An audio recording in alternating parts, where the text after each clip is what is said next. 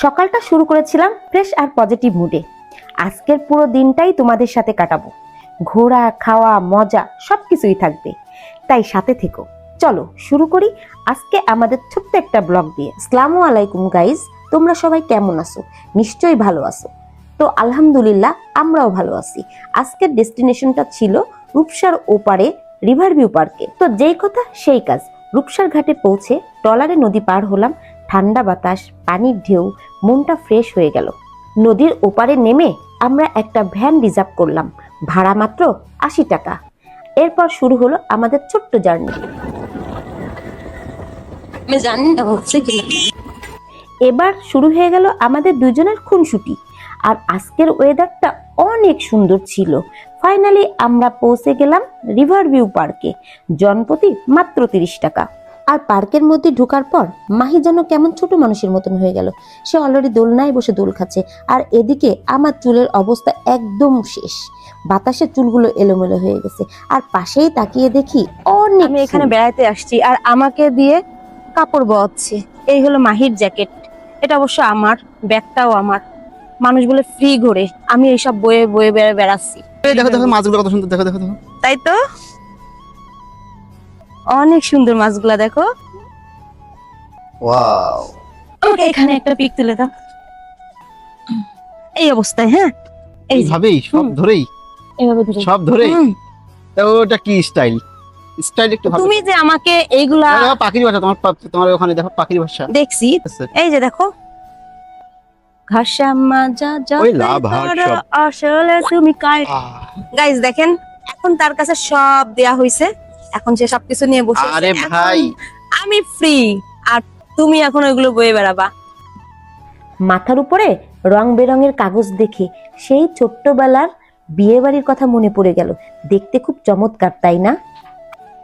ক্ষুধা লাগছে, তাহলে তুমি এক কাজ করতে পারো, এদিকে আসো। কি বলো? তুমি এই পানি খাইতে পারো, নোংরা পানি।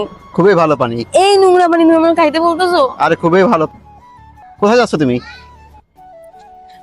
নদীতে ঝাঁপ দিতে। ক্ষুধা লাগছে প্রচন্ড, খেতে হবে। এদিকেই যাই, চলো ওই জায়গায় চলো। এখানে বসা চলো ওই যাবে? জায়গায় যাই। আচ্ছা এখানে বসো। আচ্ছা, আমি কিন্তু চিকেন বারবিকিউ আর নান খাবো, বাটার নান। তুমি? আমিও। তুমিও? আচ্ছা ঠিক আছে, তাহলে এটাই অর্ডার করো। আচ্ছা ঠিক আছে। আগেও তো আমরা এই জায়গাটায় আসছিলাম, কিন্তু এত এতটা সুন্দর ছিল না।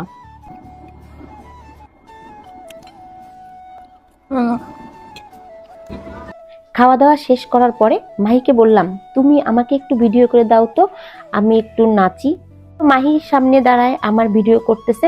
অবশ্য এই জায়গাটা আজকে কিন্তু ফাঁকা ছিল, কারণ আমরা তো পৌঁছেছি মাত্র দুপুরবেলা, আর চারিদিকে ফাঁকা। আর এই ফাঁকেও আমি একটু সারা জায়গায় ঘুরে ঘুরে ঘুরে ঘুরে দেখতেছি, সব জায়গায় একটু বসতেছি, একটু উঠতেছি। আসলে আমার খুবই মজা লাগতেছে জায়গাটা ফাঁকা থাকাতে। এখান থেকে বের হয়ে আমরা চলে আসলাম কিন্তু কর্টেক্সের দিকে। এখানে বিভিন্ন রকম কর্টেক্স আছে, যেমন সুন্দরী, কেওড়া। আর আমার মনে হয় এই কর্টেক্স গুলার নামকরণ করা হয়েছে সুন্দরবনের গাছগুলোর সাথে মিল করে। পার্কের সাইড দিয়ে হাঁটতে হাঁটতে চোখে পড়লো ছোট্ট একটা ব্রিজ। দূর থেকে দেখে মনে হলো এই জায়গাটায় না গেলে তো আজকের দিনটাই অসম্পূর্ণ থেকে যেত। ব্রিজটার উপরে দাঁড়িয়ে যখন সামনে তাকালাম, দূর থেকে দেখতে পেলাম রূপসা ব্রিজ। সত্যি বলছি, সামনে থেকে এত সুন্দর লাগবে ভাবতে পারিনি।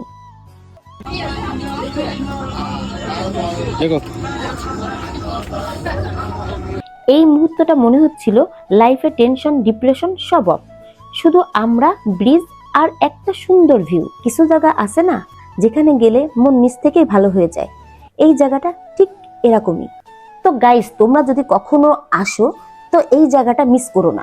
এই জায়গা থেকে সানসেটটা দেখে মনে হচ্ছিল সময়টা যদি একটু থেমে যেত তাহলে কতই না ভালো হতো। তো গাইস, আজকে রিভার ভিউ পার্কে ফুল, হাঁটাহাঁটি, ছবি তোলা আর মজা সব মিলিয়ে দিনটা কিন্তু একদম জমজমাট ছিল। পা একটু ব্যথা করছে, কিন্তু মন তো একদম হ্যাপি। এই জায়গার ভিউ, সানসেট সত্যি নেক্সট লেভেলের। ক্যামেরা যতটুকু দেখছো, লাইভে তার থেকেও 10 গুণ বেশি সুন্দর।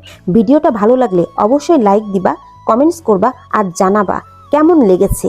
আর অবশ্যই সাবস্ক্রাইব করে আমাদের পাশে থাকবা। আল্লাহ হাফেজ।